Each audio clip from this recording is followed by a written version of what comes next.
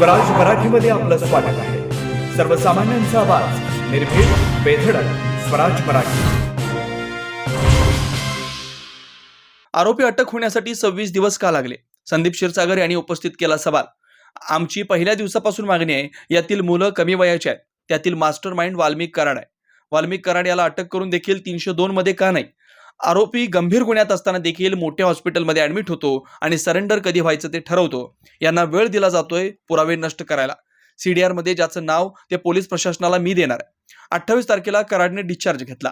धनंजय मुंडे यांनी नैतिकता दाखवून हा तपास होईपर्यंत राजीनामा द्यावा. यातील आरोपी प्रशासनाने जनतेसमोर आणावेत. मी विरोधक असतो तरी जो मुख्यमंत्र्यांनी शब्द दिला तो ते पाळतील.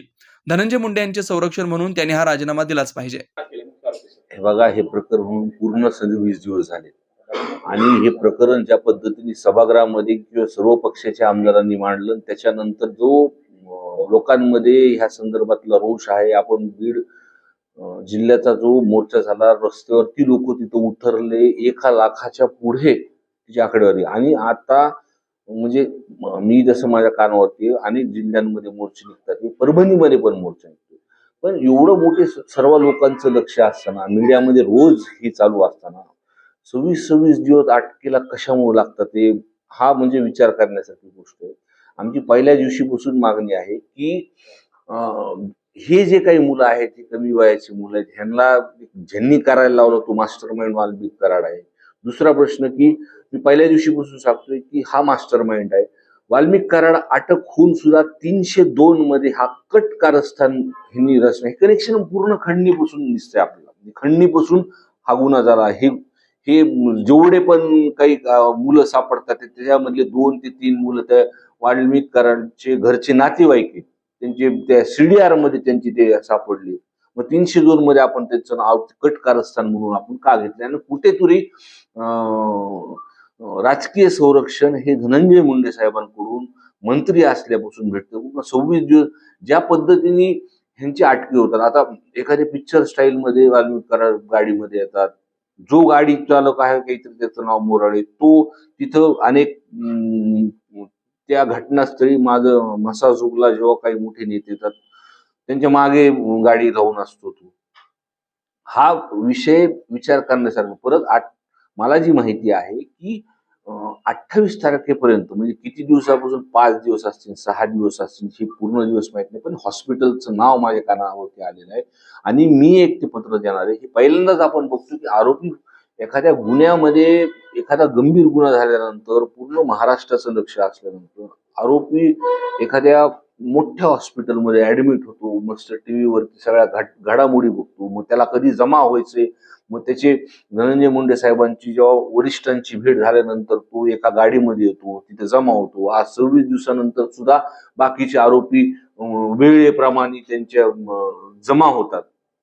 काही वेळ दिला जातो ह्यांना काहीतरी पुरावे नष्ट करायला. माझी एकदम हे सर्व गोष्टीमध्ये मागणी मी पहिल्यापासून ठाम आहे. काही CDR मध्ये सुद्धा जे काही नाव मोबाईलचे मग मी आज पोलीस प्रशासनाकडे देणार आहे. दुसरी गोष्ट जी 28 तारखेला मला पूर्णपणे माहिती की जेव्हा हे मोर्चा निघाल्यानंतर 28 तारखेला काहीतरी रात्री त्यांनी तिथून डिस्चार्ज घेतलाय. मग त्या हॉस्पिटलमध्ये त्या CCTV फुटेजचं सुद्धा मी पत्र देणार की त्या कालावधीमध्ये कोण त्यांना तिथं भेटायला आलं होतं, काय चालू आहे प्रशासनाचं. आणि माझी पूर्णपणे मागणी की हा तपास फास्ट ट्रॅक वरती घेतलेला आहे. सरकारने सुद्धा ह्याच्यावरती दखल घेतलेली आहे. पण पालकमंत्री धनंजय मुंडे साहेब जे काय कालावधीमध्ये बीड जिल्ह्यामध्ये असताना प्रशासनामध्ये काही अधिकारी बदलले होते, तिथं घेतले होते आणि तिथं कुठंतरी मागं पुढं होतंय असं मला वाटतं. पण आमची नैतिकता त्यांनी दाखवावं. त्यांनी हा तपास तर त्यांनी राजीनामा द्यावा आणि पूर्णपणे तपास, म्हणजे जे कुणी दोषी आहेत मग ते फरार असल्यापासून जे कुणी त्यांच्या कॉन्टॅक्टमध्ये, हॉस्पिटलमध्ये त्यांच्या कुणाशी गाठीभेटी झाल्यात किंवा आतापर्यंत 26 दिवस का लागतात ते, आणि लवकरात लवकर जे सगळे हे जे आहेत हे प्रशासनाने हे लोकांसमोर आणले पाहिजे, त्यांना अटकी झाली पाहिजे. भैया, तुम्ही म्हणालात की ते ठरवून अटक होतात, मात्र एकीकडे CID SIT पोलीस तपास करताय, काय वाटतंय, विश्वास आहे तुमचा? बघा, सरकारने ज्या पद्धतीने तिथं मांडणी केली, मी विरोधात जरी असलो तर काही गोष्टी मान्य केल्या पाहिजे की सीएम साहेब असतील, अजितदादा असतील, शिंदे साहेब असतील, त्यांचे सुद्धा जे आमदार आहेत तिथं त्यांनी ही मागणी केली. आम्ही त्यांच्या दालनात सुद्धा जाऊन तिथं बोललो. मी आता मुंबईलाही बोललो. तर त्यांनी सरकार म्हणून आश्वासित केले की कुणी जरी गुन्हेगार असतील ह्याच्यामध्ये तर त्यांना शिक्षा भेटणार आहे. पण वस्तुस्थिती जी जिल्ह्याची आम्ही बघतो की जे काही मांडतोय आम्ही ते पालकमंत्री असताना जे काही अधिकारी तिथं जिल्ह्यामध्ये आले होते तर त्यांच्यामुळंच काही ना काहीतरी संरक्षण आज 26 दिवस झालेत ना सगळ्या गोष्टी.